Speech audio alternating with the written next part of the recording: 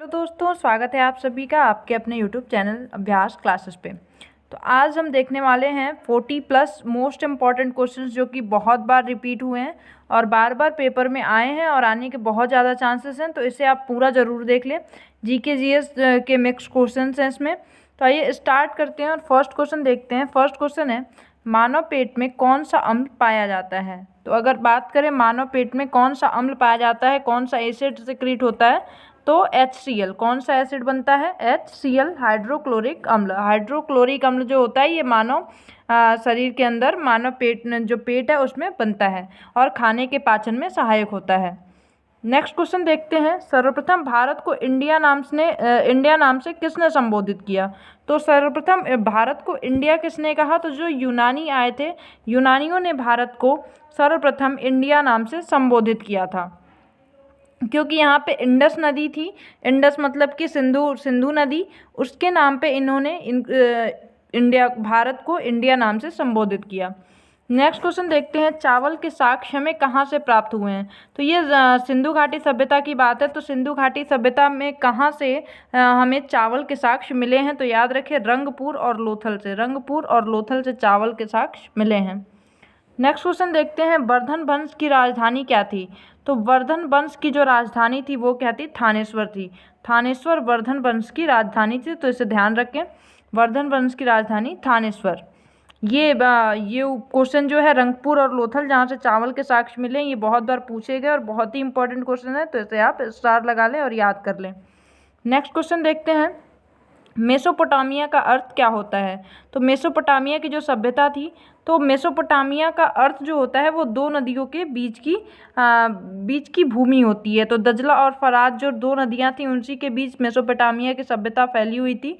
तो ये दो नदियों के बीच की जो भूमि होती है उसी को मेसोपोटामिया के नाम से जाना जाता है। तो नेक्स्ट क्वेश्चन देखते हैं, चाक का आविष्कार किस काल में हुआ था। तो चाक का आविष्कार किस काल में हुआ? नवपाषाण काल में। नवपाषाण काल में चाक का आविष्कार हुआ था। तो ये भी बहुत इंपॉर्टेंट क्वेश्चन है, इसे याद रखें। नेक्स्ट क्वेश्चन देखते हैं। नेक्स्ट क्वेश्चन है, श्रीनगर की स्थापना किसने की। तो ये भी बहुत इंपॉर्टेंट है और ये पूछा गया है पेपर में, SSC में बार बार पूछा गया प्रश्न है। तो श्रीनगर की स्थापना किसने की? अशोक ने की थी। श्रीनगर की स्थापना अशोक ने की थी। नेक्स्ट क्वेश्चन देखते हैं, महावीर के 11 शिष्य क्या कहलाते थे। तो महावीर के जो 11 शिष्य थे उनको गणधर के नाम से जाना जाता है। जो इनके 11 शिष्य उनको किस नाम से जाना जाता है? गणधर के नाम से जाना जाता है। नेक्स्ट क्वेश्चन देखते हैं। नेक्स्ट क्वेश्चन है, सिंधु घाटी सभ्यता का सबसे अधिक दक्षिणी पुरास्थल कौन सा है। तो सबसे दक्षिणी पुरास्थल कौन सा है? दाइमाबाद, जो कि अहमदनगर महाराष्ट्र में पड़ता है। दाइमाबाद, तो ये सबसे दक्षिणी पुरास्थल है किसकी? सिंधु घाटी सभ्यता की। तो इसे याद रखें। नेक्स्ट क्वेश्चन देखते हैं, होयसल वंश की राजधानी क्या थी। तो होयसल वंश की राजधानी कौन सी थी? द्वार समुद्र। द्वार समुद्र नामक जो जगह है ये होयसल वंश की राजधानी थी। तो इसे याद रखें।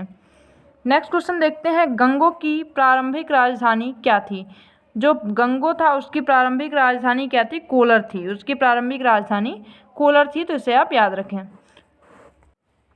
तो नेक्स्ट क्वेश्चन है, चौथी बौद्ध संगीति किसके शासनकाल में हुई थी। तो चौथी बौद्ध संगीति किसके शासनकाल में हुई थी?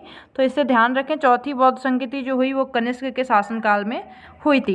और इसका मैंने ट्रिक भी अपलोड किया है कि पहला, दूसरा, तीसरा किसके किसके समय में हुआ था। तो आप इसे ध्यान रख लें। और अभी जो चौथी हुई थी वो कनिष्क के शासनकाल में हुई थी। तो इसे आप याद रखें। नेक्स्ट क्वेश्चन देखते हैं, पृथ्वीराज रासो के रचयिता कौन है। तो ये ध्यान रखें, जो आदिकाल था, आदिकाल की रचना है ये पृथ्वीराज रासो, जिसमें लास्ट में जो रासो लगा होता है शब्द, ये कहाँ किसको संबोधित करता है कि ये आदिकाल या वीर गाथा काल की रचना है। तो रासो, पृथ्वीराज रासो की जो रचना है ये किसने की थी? चंद्रबरदाई ने। चंद्रबरदाई ने पृथ्वीराज रासो की रचना की थी। तो इसे याद रखें। नेक्स्ट क्वेश्चन देखते हैं, सांख्य दर्शन के प्रवर्तक कौन थे। तो सांख्य दर्शन के प्रवर्तक कौन थे? कपिल मुनि थे। और ये बहुत ही ज़्यादा इंपॉर्टेंट क्वेश्चन है और बार बार पूछा गया, तो इसे आप याद रखें, सांख्य दर्शन के प्रवर्तक कौन थे? कपिल मुनि थे। नेक्स्ट क्वेश्चन देखते हैं, चीनी यात्री वेनसांग भारत कब आया। तो चीनी यात्री किसके शासनकाल में आया। तो ये ध्यान रखें, चीनी यात्री जो वेनसांग थे हर्षवर्धन के शासनकाल में आए थे और 630 से 644 ईस्वी के बीच में ये भारत आए थे। और बौद्ध धर्म के अध्ययन के लिए ये मुख्यतः चीन से भारत आए थे। नेक्स्ट क्वेश्चन देखते हैं, समुद्रगुप्त का उत्तराधिकारी कौन था? तो समुद्रगुप्त का उत्तराधिकारी कौन थे? चंद्रगुप्त द्वितीय थे समुद्रगुप्त के, जिनको विक्रमादित्य के नाम से भी जाना जाता है। तो इसे याद रखें, समुद्रगुप्त का उत्तराधिकारी चंद्रगुप्त द्वितीय थे। नेक्स्ट क्वेश्चन देखते हैं। नेक्स्ट क्वेश्चन है, जैन धर्म के दो संप्रदाय कौन कौन से थे? तो जैन धर्म दो भागों में बढ़ चुका था, श्वेतांबर और दिगंबर। तो इसके जो दो संप्रदाय थे वो कौन कौन से थे? श्वेतांबर और दिगंबर। तो इसे याद रखें आप। नेक्स्ट क्वेश्चन देखते हैं। नेक्स्ट है, आग का आविष्कार किस काल में हुआ? तो ध्यान रखें, आग का आविष्कार पूरा पाषाण काल में हुआ था। तो आग का आविष्कार किस काल में हुआ? पूरा पाषाण काल में। नेक्स्ट क्वेश्चन देखते हैं, सिंधु घाटी सभ्यता का सबसे अधिक पूर्वी पुरास्थल कौन सा है? तो सबसे जो पूर्वी है, पूर्वी कौन सा है? पूर्वी है आलमगीरपुर। तो आलमगीरपुर पूर्वी है, जो कि मेरठ में उत्तर प्रदेश में पड़ता है। आलमगीरपुर मेरठ उत्तर प्रदेश में पड़ता है। नेक्स्ट क्वेश्चन देखते हैं, ऋग्वेद में सबसे पवित्र नदी किसे माना गया है? तो ऋग्वेद में सरस्वती नदी का वर्णन मिलता है, जिसको सबसे पवित्र नदी कहा गया है। तो ध्यान रखें, ऋग्वेद में सबसे पवित्र नदी कौन सी है? सरस्वती नदी को कहा गया है। अगला क्वेश्चन देखते हैं, गढ़वाल वंश का संस्थापक कौन था? तो गढ़वाल वंश का जो संस्थापक थे वो कौन थे? चंद्रदेव थे। किस वंश के संस्थापक कौन था, इसका मैंने पूरी लिस्ट की वीडियो बनाई है, उसे आप जाकर के ज़रूर देख लें, क्योंकि ये पेपर में पूछा जाता है और इम्पॉर्टेंट होते हैं। अगला क्वेश्चन देखते हैं, टिंडल प्रभाव क्या है? तो टिंडल प्रभाव क्या होता है? टिंडल प्रभाव ध्यान दें, टिंडल प्रभाव कोलाइड के कणों द्वारा या बहुत बारीक आलंबन से होता है। तो ध्यान दें, टिंडल नामक जो वैज्ञानिक थे, उन्होंने जब कोलाइड कणों पर प्रकाश डाला तो एक कोनिकल स्ट्रक्चर बन रहा था। जैसे कि अगर बात करें तो इसमें अगर कोलाइड संरचना थी, कोलाइडिक कण थे, तो इस पर जब प्रकाश डाला गया तो देखा गया कि एक कोनिकल संरचना बन रही है। इसे ही टिंडल प्रभाव के नाम से जाना जाता है। आइए अगला क्वेश्चन देखते हैं, एक जीबी में कितने एमबी होते हैं? तो ध्यान रखें, एक जीबी में 1024 एमबी होते हैं।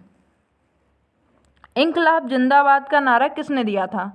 तो ये जो क्वेश्चन है बहुत इजी है। इंकलाब जिंदाबाद का नारा किसने दिया? भगत सिंह ने दिया था। अगला क्वेश्चन देखते हैं कि भारत में पहला रेडियो प्रसारण कब हुआ? भारत में पहला रेडियो प्रसारण कब हुआ? तो ध्यान रखिए, जून 1923 में सबसे पहले भारत में रेडियो प्रसारण किया गया। तो कब किया गया? जून 1923 में। अगला क्वेश्चन देखते हैं। अगला क्वेश्चन है, 1977 में भारत के पीएम कौन थे?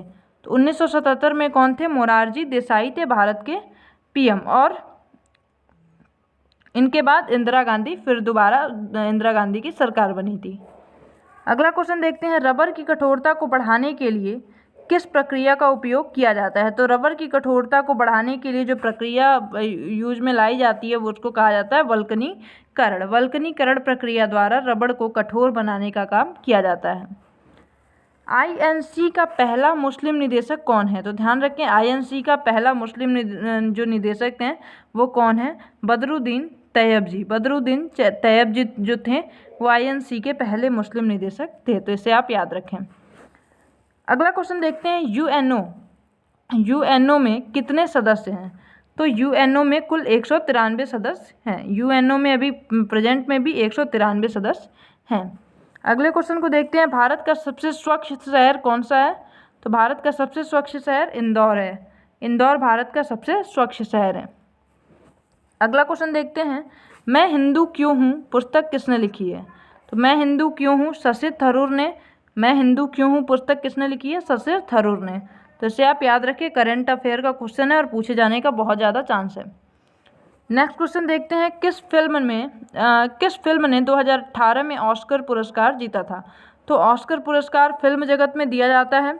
तो ध्यान रखिए, पानी की आकृति जो मूवी है, पानी की आकृति, इसको 2018 में ऑस्कर पुरस्कार से सम्मानित किया गया, पानी की आकृति।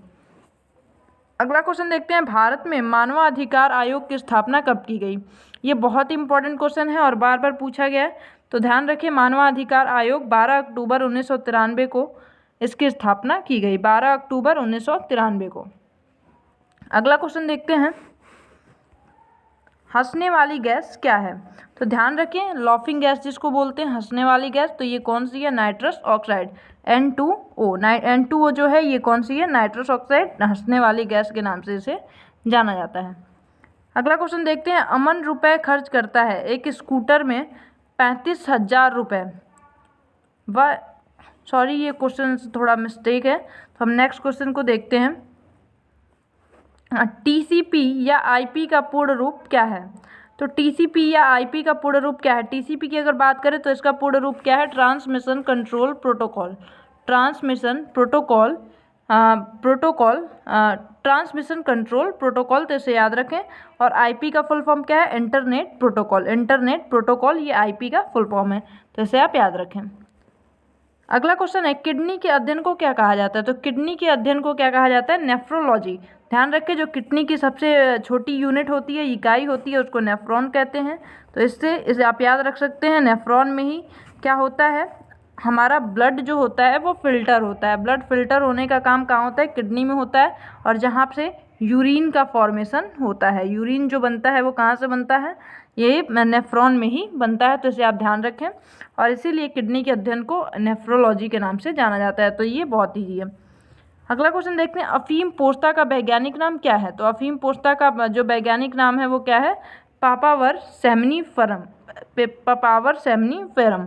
तो ये याद रखें, अफीम पोस्ता का जो नाम है, साइंटिफिक नेम, वो क्या है? Papaver somniferum. तो इसे आप याद रखें। अगले क्वेश्चन को देखते हैं। रक्त परिसंचरण के लिए हृदय का कौन सा भाग जिम्मेदार है? तो रक्त परिसंचरण तंत्र की अगर बात करें तो हमारा जो वाम वेंट्रिकल होता है, ये रक्त परिसंचरण के लिए बहुत ज़्यादा इम्पोर्टेंट होता है। तो नेक्स्ट क्वेश्चन देखते हैं। सैंधववासी मिठास के लिए किस वस्तु का प्रयोग करते थे? तो जो सैंधववासी थे वो मिठास के लिए शहद का प्रयोग करते थे। तो ये बहुत इजी क्वेश्चन है। तो सैंधववासी किसका प्रयोग करते थे? शहद का उपयोग मिठास के लिए करते थे। ऋग्वेद में अघन्य शब्द किस पशु के लिए प्रयोग किया गया? तो ध्यान रखिए, जो अघन्य शब्द है वो गाय के लिए प्रयोग किया गया है। ऋग्वेद में अघन्य शब्द किसके लिए प्रयोग किया गया? गाय के लिए प्रयोग किया गया। SSC ने बार बार इस क्वेश्चन को पूछा है, तो आप इसे याद रखें। सिकंदर महान ने भारत पर आक्रमण कब किया? तो ध्यान रखिए, सिकंदर जो थे, सिकंदर वो कब भारत पर आक्रमण किए? तो 326 ईसा पूर्व में उन्होंने भारत पर आक्रमण किया था। नेक्स्ट क्वेश्चन देखते हैं कि भारत में सिकंदर का मुख्य युद्ध किसके साथ हुआ था? तो भारत में जो सिकंदर के मुख्य युद्ध हुए थे वो पोरस के साथ हुआ था। झेलम नदी, जिसे वितस्ता के नाम से जाना जाता था, उस टाइम उस नदी के किनारे इनका युद्ध हुआ, जिसको हाइडस पीस के युद्ध के नाम से जानते हैं। तो इसे आप ध्यान रखें, हाइडस पीस के नाम से जानते हैं, जो किसके किसके बीच हुआ था? सिकंदर और पोरस के बीच हुआ था। ये एक हिंदू राजा थे, पोरस। तो ये सारे क्वेश्चंस बहुत ज़्यादा इंपॉर्टेंट हैं, इसे पूरा आप ज़रूर देख लें और याद रख लें। और ऐसी ही इन्फॉर्मेटिव वीडियोज़ पाने के लिए प्लीज़ चैनल को सब्सक्राइब भी ज़रूर कर लें। और वीडियो अच्छी लगी तो लाइक ज़रूर करें, कमेंट सेक्शन में ज़रूर बताएं कि आपको वीडियो कैसी लगी। Thank you so much.